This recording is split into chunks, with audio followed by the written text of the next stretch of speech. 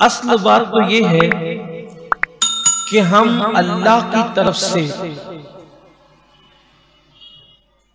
کسی بھی نعمت کے مستحق نہیں ہیں، حقدار نہیں ہیں، اس اعتبار سے کہ معاذ اللہ یہ اللہ پر لازم ہو کہ وہ ہمیں کوئی نعمت دے۔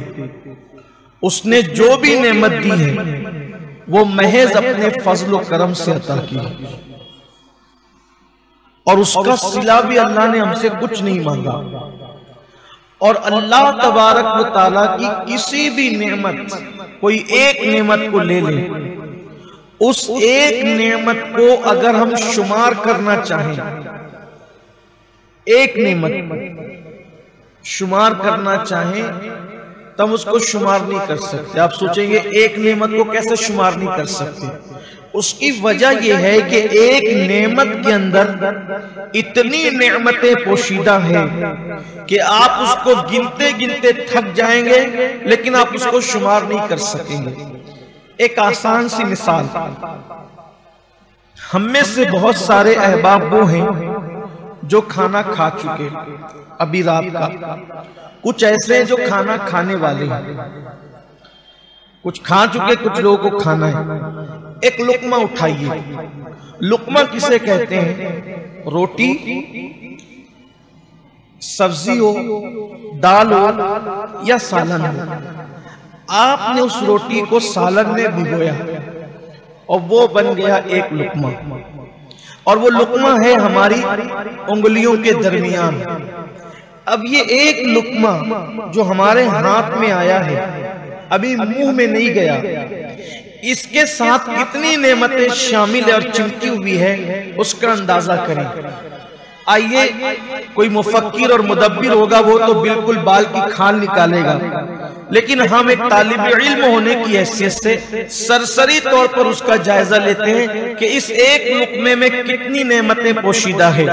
نمبر ایک، یہ جو لقمہ بنا ہے یہ گیہوں سے بنا ہے۔ گیہوں بننے سے پہلے کن مراحل سے گزرا ہے اور اس کو گزارا کس نے ہے؟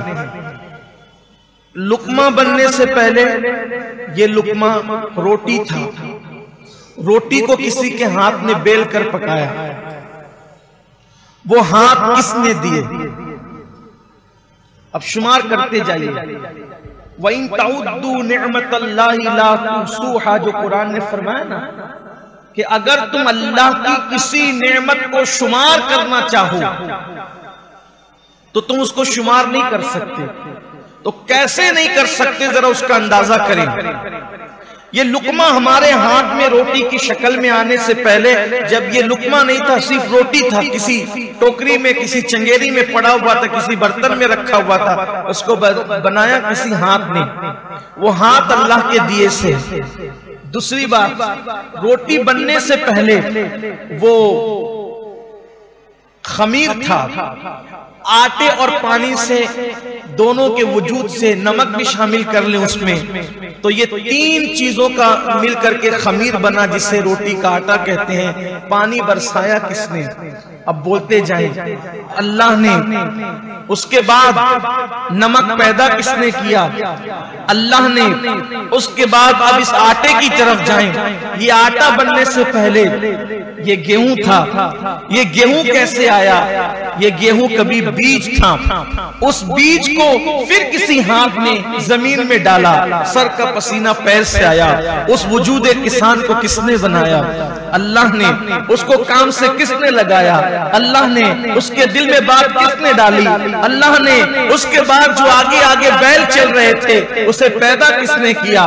اللہ نے۔ جب وہ بیج پیدا کرنے والی ذات کس کی ہے؟ اللہ کی ہے۔ پھر وہ بیج زمین میں گیا، اگر اللہ سارے بیجوں کو سڑا دیتا تو کیا یہ بیج کبھی گیہوں بن سکتا تھا؟ کبھی نہیں بن سکتا تھا۔ پھر وہ زمین کے اندر چلا گیا، اس کو پانی دینے کی توفیق اللہ اللہ نے جن ہاتھوں کو دی وہ ہاتھ کس نے بنائے؟ اللہ نے.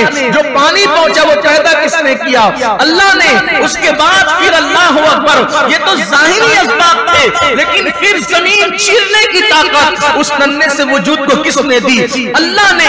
اس کے بعد جب اس نے آنکھیں کھولی صبح کے وقت تو شبنم نے جو ہے وہ اس کے وجود پر اپنے وجود کو نثار کر دیا. یہ نظام کس نے پیدا کیا؟ اللہ نے. اس کے بعد شبنم کے ان شبنمی قطرے جو رات کے وقت شبنم اس کے وجود کو نم کرتی رہی، تو گویا کہ اپنی کرنوں کے تولیے سے اس کا چہرہ کس نے صاف کیا اور ان کرنوں کو کس نے پیدا کیا؟ اللہ نے. اس کے بعد چاند کی دودھ یا روشنی اس کو جھولا جھلاتی رہی. یہ وجود کس نے عطا کیا چاند کو؟ میرے اللہ نے. اس کے بعد جب وہ اپنے سر کو اٹھا کر کے جوانی کی دہلیز پر پہنچا تو اس کے اندر جو ہے وہ سنبلے کس نے پیدا کی؟ اللہ نے. اور ایک بیج سے کئی دانے پیدا ہوئے اور جب وہ دانے پک گئے اس کو پکایا کس نے؟ اللہ نے. اس میں بارش کا وجود ہے، اس میں آسمان کا وجود ہے، اس میں زمین کی مشقتیں ہیں، زمین کی محنتیں ہیں. اس طریقے سے گویا کہ پورا نظام لگا ہوا ہے. کبھی شبنم خدمت کر رہی ہے، کبھی سورج خدمت کر رہا ہے، کبھی چاند خدمت کر رہا ہے، کبھی ستارے خدمت کر رہے ہیں، کبھی آسمان خدمت کر رہا ہے، کبھی زمین خدمت کر رہی ہے. تب کہیں جا کر کے گیہوں پیدا ہوتا ہے اور اس کے بعد جب گیہوں پیدا ہوا اگر اس کو گھن کھا لیتے تو بتاؤ ہمارے پاس آ سکتا تھا؟ نہیں آ سکتا تھا. اس کو گھن سے بچایا کس نے؟ اللہ نے. اس کے بعد مارکیٹ میں لانے والے ہاتھ اللہ نے پیدا کیے. اس کے بعد مارکیٹ میں لایا گیا تو جیب میں خریدنے کے لیے پیسے دیے کس نے؟ اللہ نے. اور اس کے بعد جب خرید کر کے لائے تو اللہ اکبر پھر اس کو پسایا گیا اور اس کے بعد گویا کہ ایک لقمہ ہمارے ہاتھ میں بن کر آیا اور کتنی نعمتیں اس کے پیچھے پوشیدہ ہیں. اسی لیے بندہ اب لقمہ لے کر کے بیٹھا ہے. اگر میرا اللہ اس ہاتھ کو ہی جو ہے وہ ناکام کر دے تو کیا وہ ہاتھ منہ تک کے پہنچ سکتا ہے؟ نہیں پہنچ سکتا. چلے پہنچ گیا، چبانے کی طاقت چھین لے تو کیا وہ پیٹ تک پہنچ سکتا ہے؟ نہیں پہنچ سکتا. ہاتھ کو طاقت دی منہ تک پہنچائے، منہ میں دانت پیدا کیے تاکہ وہ چبائیں، زبان کے اندر طاقت پیدا کی وہ لذت محسوس کرے اور اس کے بعد چبا چبا کر جب حلق کے نیچے گزار دے اور جب حلق کے نیچے لقمہ چلا جائے انسان کا اختیار ختم ہو جائے. اگر وہ کھانا اللہ ہضم نہ ہونے دے تو بتاؤ پیٹ میں کتنی تکلیف ہوگی، کتنی مشقتیں ہوگی. لیکن اللہ نے ایسے لعاب پیدا کیے جس سے وہ کھانا ہضم ہوتا ہے. اللہ اکبر. پھر پیٹ میں جاتا ہے، پیٹ میں جانے کے بعد آنتوں میں جا کر کے کبھی وہ کام کا ہوتا ہے کبھی ناکام ہوتا ہے. کام کی چیز پیٹ میں رہ جاتی ہے اور جو ناکام ہوتی ہے ناکام کی نہیں ہوتی فضلے کی شکل میں اس کو باہر کر دیا جاتا ہے. بولیے یہ ایک لقمہ ہے لیکن اللہ کا نظام قدرت کیسے کام کر رہا ہے. کبھی ہم نے غور کیا اللہ کی نعمتیں یہ ہے. یہ تو ایک لقمے کی بات ہے، ایک لقمے کی بات ہوئی.